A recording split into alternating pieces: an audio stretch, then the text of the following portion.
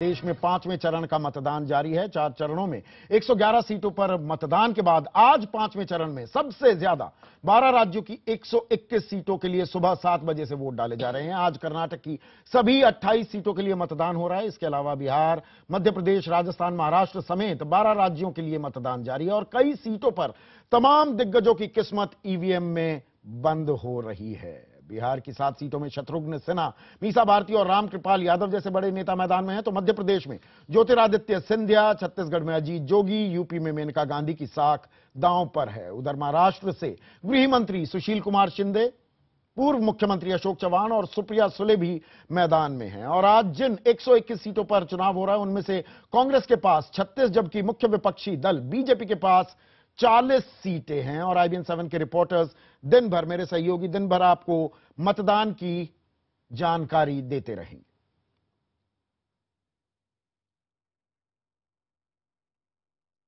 और मेरे साथ उत्तर प्रदेश के रामपुर से जुड़ रही हैं मेरे सहयोगी मारिया शकील, पटना में मौजूद हैं चंद्रमोहन कुमार और मध्य प्रदेश के शिवपुरी से जुड़ रहे हैं मनोज शर्मा। और साथ में 3 खास मेहमान हिलाल अहमद हैं मेरे साथ, TR रामचंद्रन और पुरुषोत्तम अग्रवाल साहब स्टूडियो में मौजूद हैं। मारिया, ये बताइए, हम लगातार अपनी हेडलाइन में भी दिखा रहे हैं, कल की बड़ी खबर यह थी कि नरेंद्र मोदी कहते हैं कि अगर मैंने गलती की है तो फांसी पर लटका दो। माफी नहीं मांगते हैं अभी भी, और वो कहते हैं तुष्टीकरण की मैं राजनीति नहीं करूंगा।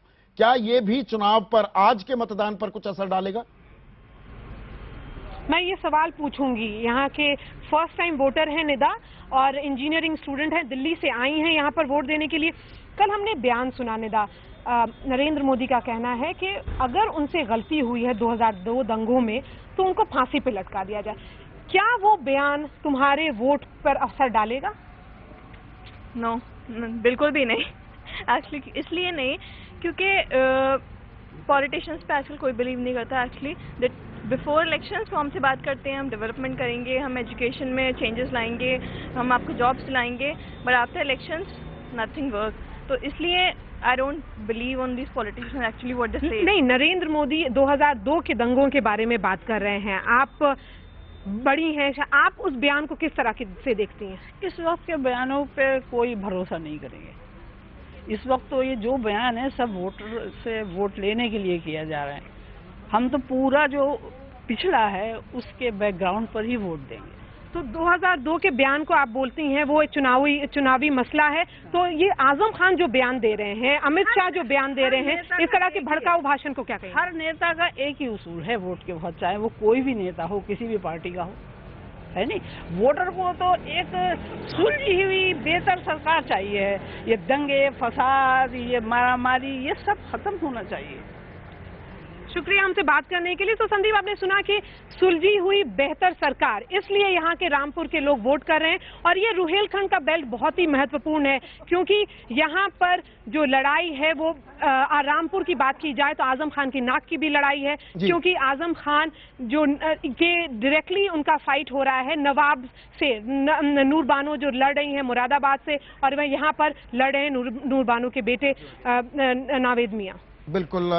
चंद्रमोहन, ये बताइए कि लड़ाई बड़ी दिलचस्प बिहार में भी है, और अगर मैं पाटलिपुत्र की बात करूं, मीसा भारती और कभी जिनको वो चाचा कहती थी रामकृपाल यादव अब बीजेपी में आ गए हैं, उनका आमना सामना है। शत्रुघ्न सिन्हा भी मैदान में है, नालंदा भी आज वहां मतदान हो रहा है जो दरअसल गृह क्षेत्र है नीतीश कुमार का। तो वहां पर किस तरह की आपको फिजा दिखी है? क्या मुद्दे हावी हैं या शख्सियत हावी है?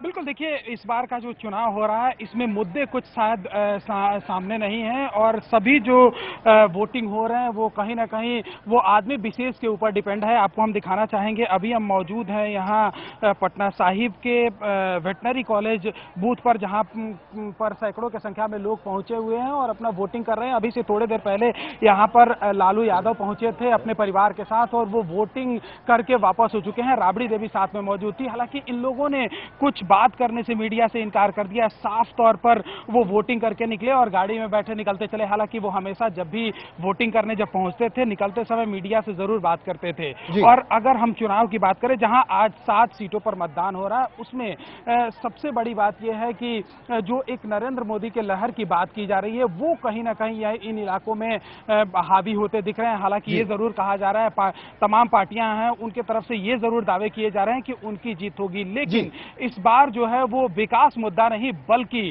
कहीं ना कहीं शख्सियत मायने रखता है। और सभी दल के लोग जो हैं वो लगातार अपने अपने चुनाव प्रचार में लगे हुए थे और सभी लोगों का ये दावा है कि वो यहां से जीत रहे हैं। लेकिन चुनाव बाद जब काउंटिंग होगा, उसके बाद ये तय हो पाएगा कि कौन किस जगह से जनता का हीरो साबित होता है। लेकिन सबसे बड़ी बात यह है कि जो बात होती है कि जी, अभी आपको मैंने बीच में टोक दिया और आप अचानक रुक गए। इतना जल्दी ना रुका कीजिए, मैं बीच में जी कहता रहूंगा।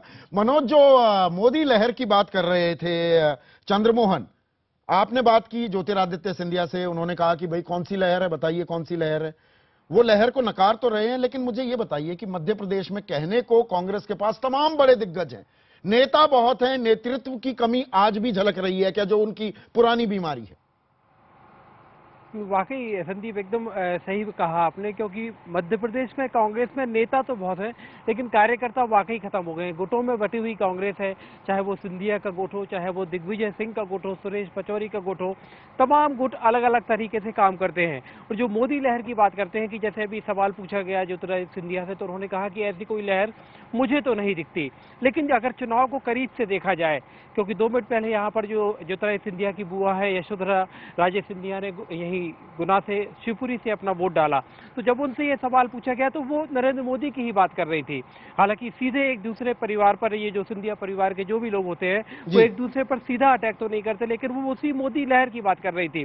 और मध्य प्रदेश के चुनाव में संदीप एक सबसे अच्छी बात जो आपको देखने मिलेगी कि कांग्रेस हर सीट पर अलग अलग मुद्दों पर चुनाव लड़ रही है, लेकिन बीजेपी के पास सिर्फ और सिर्फ एक मुद्दा है। वो हर सीट पर नरेंद्र मोदी की बात कर रही है और कह रही है कि आप तो प्रत्याशी को मत देखिए, आप तो नरेंद्र मोदी के नाम पर वोट दीजिए। बिल्कुल। हमारे साथ वरिष्ठ पत्रकार कुमार केतकर भी जुड़ चुके हैं और जयपुर से एक और वरिष्ठ पत्रकार नारायण बारठ भी हमारे साथ हैं।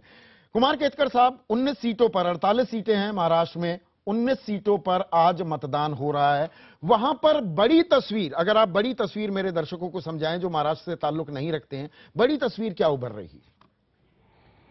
एक बात माननी पड़ेगी कि महाराष्ट्र में जो कांग्रेस और एनसीपी का अलायंस गवर्नमेंट है, उसके खिलाफ बहुत बड़ी सेंटिमेंट पूरे महाराष्ट्र में है।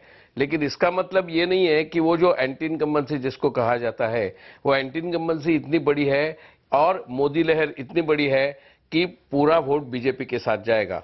क्योंकि कांग्रेस का जो नेटवर्क है, कांग्रेस और एनसीपी का जो नेटवर्क है, वो शुगर फैक्ट्रीज है, उनके कॉलेजेस है, उनके मेडिकल एस्टेब्लिशमेंट्स है, उनकी बैंक सिस्टम्स है और फार्मर्स ऑर्गेनाइजेशंस है। उस तरह की कोई भी योजना, कोई भी संगठन, कोई भी नेटवर्क बीजेपी और शिवसेना के पास नहीं है। बीजेपी और शिवसेना के पास सिर्फ 2 मुद्दे हैं कि ये गवर्नमेंट ने क्या करप्शन किया, गवर्नमेंट ने कैसे परफॉर्मेंस दिया, और दूसरा नरेंद्र मोदी।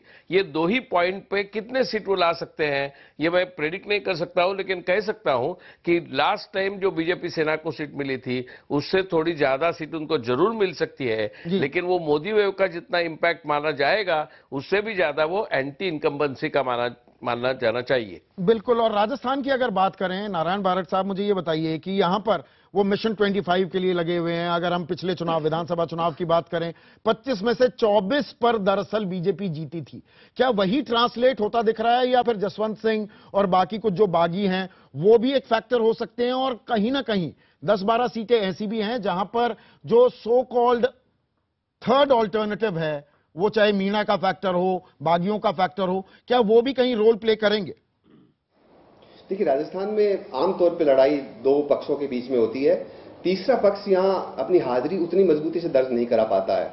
तो जो मुकाबला वो पारंपरिक प्रतिद्वंदी बीजेपी और कांग्रेस के बीच में है, बीजेपी चूंकि सत्तारूढ़ है, अति उत्साह में है, उनका ओवर कॉन्फिडेंस भी इस समय दिखाई दे रहा है और थोड़ी उनकी जो सरकार 2 महीने की है, अब थोड़ा सा मोहभंग एक छोटे वर्ग में होता हुआ दिख रहा है। कोई ऐसा मुद्दे से ज्यादा ये चुनाव इस समय राजस्थान के अंदर अपने उसूलों के इजहार से ज्यादा इश्तिहार से लड़ा जा रहा है और ऐसा लग रहा है जैसे विज्ञान का नहीं विज्ञापन का युग है और उसमें बीजेपी बढ़त लिए हुए दिखती है। कुछ इलाके ऐसे हैं जहां भारतीय जनता पार्टी पूरी जान लगाए और रक्षात्मक भी है, जैसे जैसलमेर बाड़मेर है या सीकर है जहां से बीजेपी के दिग्गज नेता सुभाष महरिया आप पार्टी से बगावत करके चुनाव लड़ रहे हैं और बाकी जगह भी कुछ कुछ जैसे मीणा फैक्टर है दौसा में जहां किरोड़ीलाल मीणा फिर मैदान में है, वहां कहना मुश्किल है क्योंकि तस्वीर बहुत धुंधली है। बाकी पूरे राजस्थान में उम्मीद कर सकते हैं कि अगर कांग्रेस थोड़ा सा गुटबाजी से ऊपर उठे तो कुछ 2-4 सीटों पे वो अपनी मौजूदगी ठीक से एहसास करा सकती है और कई कामयाबी उनको मिल सकती है। फिर भी सतह पे देखने में प्रारंभिक तौर पे बीजेपी भारी एक अपने प्रतिद्वंदी से आगे जाती हुई दिख रही है। दो बड़ी अहम बातें कही, बड़ी मजेदार बातें कही कि यहां पर मुद्दों का इजहार नहीं, इश्तहार की लड़ाई हो रही है और विज्ञान नहीं विज्ञापन कहीं हावी होता दिख रहा है।